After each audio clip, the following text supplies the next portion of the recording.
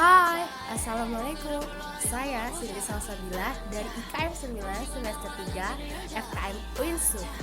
Kali ini saya akan membahas materi tentang imunisasi. Dimulai dengan sejarah mengapa adanya imunisasi. So, what are you waiting for? Pertama, kita bahas dulu sejarah imunisasi. Sebenarnya, imunisasi ini sudah ada sejak 2000 tahun yang lalu, yaitu di India dan Cina. Namun, ada seorang ilmuwan bernama Edward Jenner, berasal dari Inggris.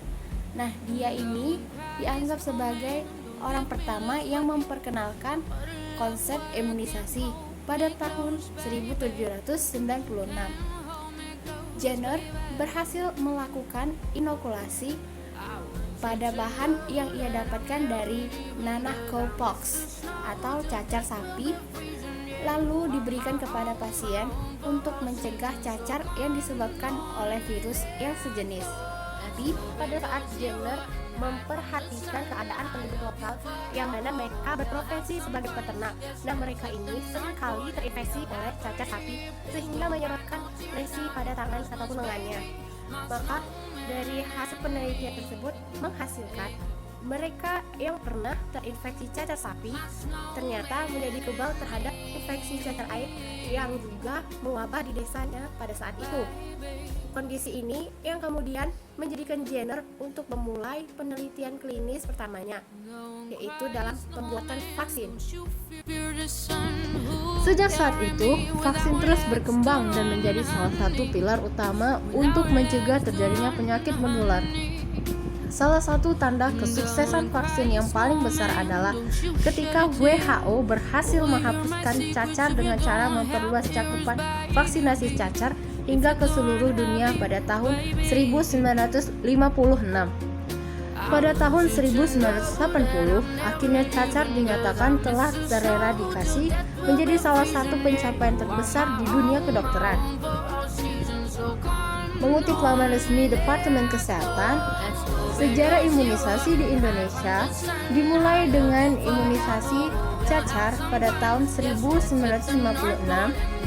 imunisasi campak pada tahun 1963, imunisasi BCG untuk tuberkulosis 1973, imunisasi tetanus toksoid pada ibu hamil 1974, imunisasi difteri, pertusis, tetanus atau yang dikenal dengan DPT pada bayi pada tahun 1976, polio pada tahun 1981, campak pada tahun 1982, hepatitis B pada tahun 1997. Nah, dari tadi kan kita sudah membahas sejarahnya dari imunisasi. Sebenarnya ada yang tahu nggak sih apa artinya imunisasi dan adakah hubungannya dengan vaksinasi? Karena gak sedikit orang yang menganggap bahwa vaksinasi dan imunisasi adalah dua hal yang sama. Padahal maknanya itu berbeda, hanya tujuannya yang sama. Imunisasi merupakan proses membuat seseorang resisten terhadap penyakit menular spesifik. Sedangkan vaksinasi adalah istilah untuk proses pemberian vaksin, baik dengan cara disuntikkan maupun diteteskan ke dalam mulut untuk meningkatkan produksi antibodi sehingga tubuh dapat menangkal penyakit tertentu. Imunisasi terbagi menjadi dua, yaitu imunisasi aktif dan imunisasi pasif. Imunisasi aktif dilakukan dengan memberikan antigen dalam vaksin agar menimbulkan respon imun mirip seperti infeksi alamiah. Sedangkan imunisasi pasif berarti tubuh diberikan antibodi spesifik dan bukan dipancing untuk menghasilkan ketahanan tubuh. Lalu bagaimana cara kerja vaksin di dalam tubuh? Pada awalnya, semua bentuk vaksin bekerja dengan cara yang sama. Ketika seseorang disuntikkan vaksin, kandungan pada vaksin dalam tubuh menghasilkan respon atau reaksi imunitas tubuh untuk mempersiapkan tubuh melawan serangan infeksi. Sehingga ketika orang terinfeksi penyakit yang sama dengan kuman di dalam vaksin, tubuh akan menghasilkan kekebalan untuk mencegah perkembangan penyakit tersebut. Selain cara pemberian vaksin, metode pemberian vaksin dalam imunisasi juga dapat berbeda-beda. Beberapa vaksin hanya diberikan sekali untuk seumur hidup, namun ada juga yang perlu diberikan berkala agar kekebalan tubuh terbentuk dengan sempurna. Di Indonesia ada 5 jenis imunisasi wajib dan penyelenggaraannya diatur dalam Peraturan Menteri Kesehatan Republik Indonesia Nomor 42 Tahun 2013 dan Nomor 12 Tahun 2017. 5 imunisasi ini yaitu imunisasi hepatitis B yang bertujuan untuk mencegah penyakit hepatitis, imunisasi polio yang mencegah terjangkitnya penyakit polio, imunisasi BCG yang bertujuan untuk melindungi tubuh dari kuman penyebab penyakit tuberkulosis atau TB. Imunisasi campak diberikan sebagai langkah pencegahan terhadap penyakit campak berat yang dapat menyebabkan pneumonia, diare, dan radang otak. Lalu yang kelima ada imunisasi DPT HB/HIV. Imunisasi DPT HB/HIV dapat memberikan perlindungan dan pencegahan terhadap 6 penyakit sekaligus. Imunisasi wajib ini bisa kita dapatkan di pusat pelayanan kesehatan seperti posyandu, puskesmas, tempat praktek dokter, serta rumah sakit. Lalu mengapa masih banyak yang menolak vaksin atau imunisasi ini? Bagaimana awal mulanya?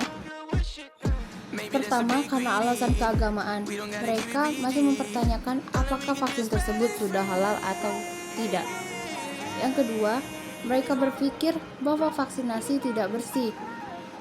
Dulunya ada desas-desus bahwa vaksin tersebut dicampur dengan bahan-bahan tertentu yang tidak steril. Lalu, mereka merasa hal ini melanggar kebebasan memilih. Salah satu tokoh penting dalam gerakan anti-vaksin adalah Andrew Wakefield. Beliau seorang dokter yang tinggal di London.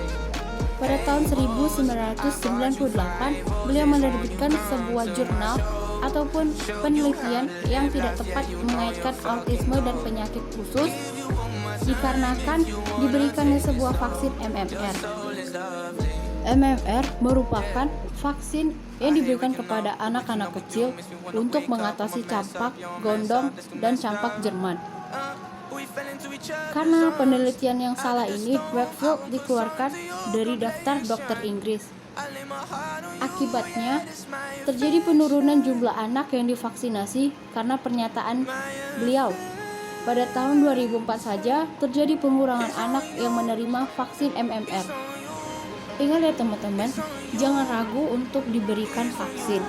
Karena menurut IDAI, pemberian vaksin dapat merangsang kekebalan spesifik di dalam tubuh, sehingga mampu melawan serangan berbagai penyakit berbahaya, mencegah sakit berat, mencegah cacat, hingga mencegah kematian. Jadi jangan termakan hoax yang di luar tentang vaksin yang tidak benar. Sekian dulu pembahasan hal ini. Apabila ada kesalahan kata, saya mohon maaf. Wassalamualaikum warahmatullahi wabarakatuh. Cheerio.